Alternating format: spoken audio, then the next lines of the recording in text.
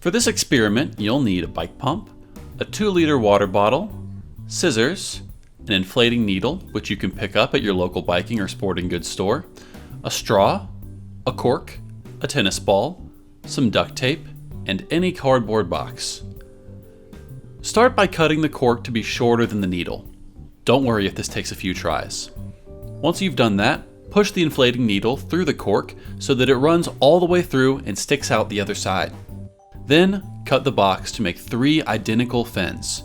These will provide stability for the bottle rocket, just like with a real rocket, so that it doesn't flip over in flight.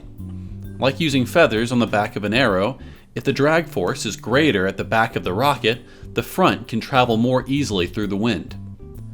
Tape the fins to a flat part of the bottle with the pointy ends facing the bottom of the bottle. Don't worry if it's not perfect. Then, tape the tennis ball to the top of the bottle so it doesn't tumble as it comes back down. If the rocket is too light, it will spiral out of control as the wind begins to overpower it. Finally, using duct tape, attach the straw to the cork, covering the pointy end of the inflating needle.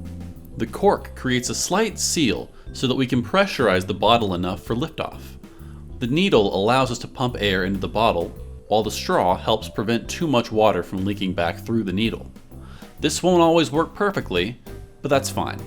Fill the bottle about 1/3 of the way with water, then insert the cork. Now, you're ready for liftoff. So, how does the rocket work?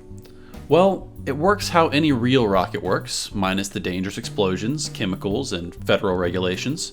The bottle pressurizes with air as you pump, and the seal created by the cork is strong enough to hold quite a bit of pressure. Eventually, though, the cork gives way, and because the water is below the air, it is ejected from the bottle at high speed. This generates the force needed for liftoff.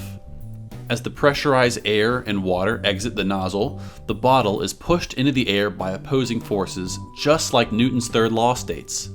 Every action has its equal and opposite reaction.